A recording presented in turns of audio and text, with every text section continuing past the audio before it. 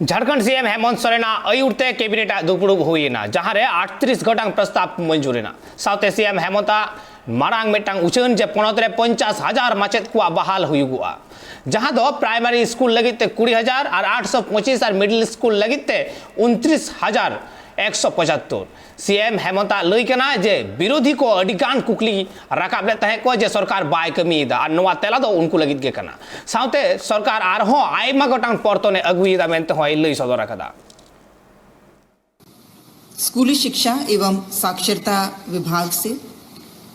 प्राथमिक विद्यालयों में इंटरमीडिएट प्रशिक्षित सहायक आचार्य के 20,825 पद एवं मध्य विद्यालयों में स्नातक प्रशिक्षित सहायक आचार्य के 29,175 पद की स्वीकृति के संबंध में,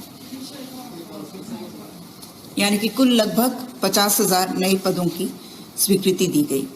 प्राथमिक विद्यालयों में इंटरमीडिएट प्रशिक्षित सहायक आचार्य के